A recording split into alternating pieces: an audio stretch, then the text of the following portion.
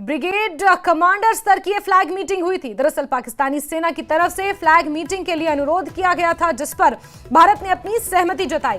पाकिस्तान से सेना द्वारा पिछले कई दिनों से नियंत्रण रेखा पर गोलीबारी और बैट हमले की कोशिशें की जा रही थी।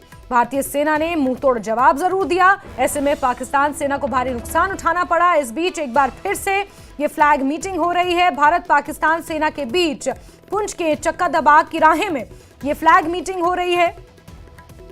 और जिस तरह से घुसपैठ और सीज फायर का उल्लंघन पाकिस्तान की तरफ से समय समय पर किया जा रहा है बीते कुछ दिनों में, उसको लेकर ये बैठक अपने आप में बेहद महत्वपूर्ण मानी जा रही है। और एक बार फिर से, इससे पहले फरवरी माह में भी इसी तरह की एक फ्लैग मीटिंग हुई थी और एक बार फिर से ये फ्लैग मीटिंग हो रही है। पुंछ में कमांडर स्तर की यह महत्वपूर्ण बैठक है। मुनीश हमारे सहयोगी पुंछ से ज्यादा जानकारियों के साथ फोनलाइन पर मौजूद हैं। मुनीश, फरवरी में भी एक इसी तरह की फ्लैग मीटिंग हुई, अब इस महीने एक बार फिर से ये फ्लैग मीटिंग हो रही है। कितना महत्वपूर्ण इस मीटिंग को माना जाए?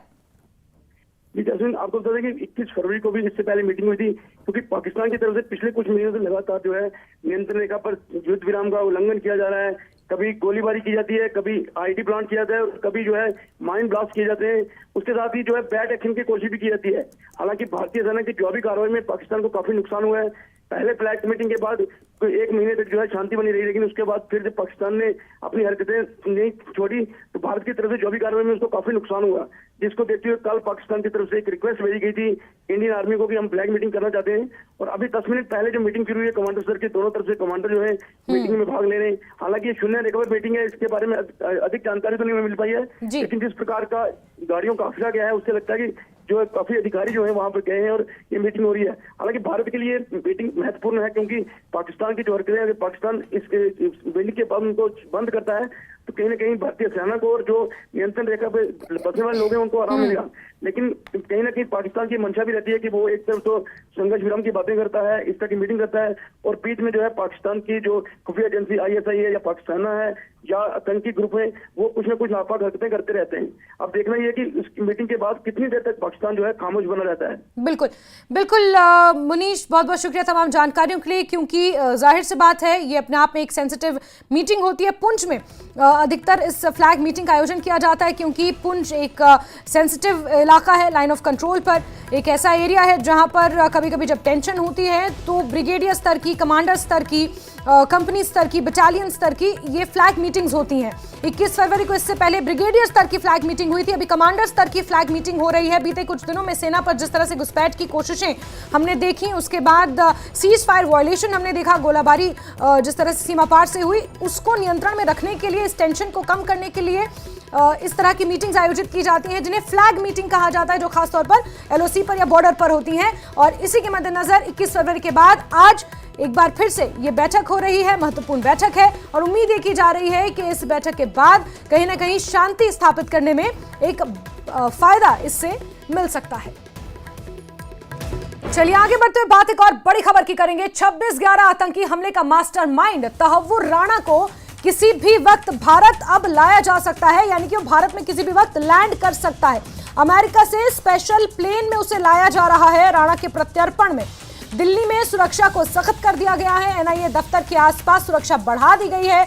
आज आतंकी तहव्वुर राणा को भारत लाया जा रहा है। अमेरिका से स्पेशल प्लेन से उसे भारत लाया जा रहा है। पाकिस्तान मूल का कनाडाई नागरिक है तहव्वुर राणा, और 26/11 मुंबई हमलों का मास्टरमाइंड है।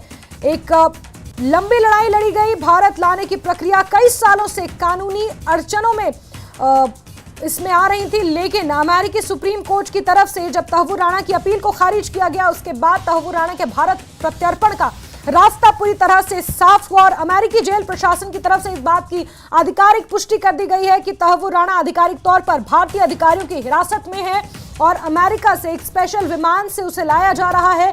किसी भी वक्त वो भारत पहुंच सकता है। पालम एयरपोर्ट की आपको तस्वीरें दिखा रहे हैं। NIA दफ्तर के बाहर किस तरह से सुरक्षा को बढ़ा दिया गया है वो आपको दिखा रहे हैं। पटियाला हाउस कोर्ट, जहां उसे स्वॉट गाड़ी में, यानी कि स्पेशल वेपन्स एंड टैक्टिक्स स्वॉट कमांडो से घिरी हुई गाड़ी से उसे पटियाला हाउस कोर्ट में पेशी के लिए लाया जाएगा। आज का दिन बेहद महत्वपूर्ण है।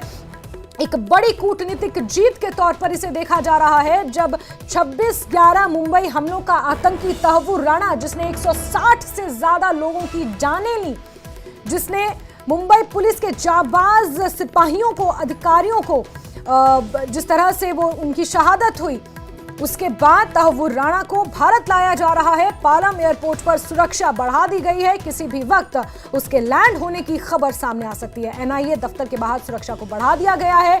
2009 में जिस तरह से एनआईए ने चार्जशीट दाखिल की थी, उसके बाद तहव्वुर राणा का नाम सामने आया था। इससे पहले तहव्वुर राणा का जो 2008 में जो मुंबई हमले हुए थे 26/11 को, उन हमलों का कनेक्शन सामने आया था, और उसके बाद से ही कहीं ना कहीं भारत उसके प्रत्यर्पण को लेकर भारत ने एक लंबी लड़ाई लड़ी, और अब कूटनीतिक जीत भारत की हुई है और तहव्वुर राणा को बहुत जल्दी भारत किसी भी वक्त लाया जा सकता है।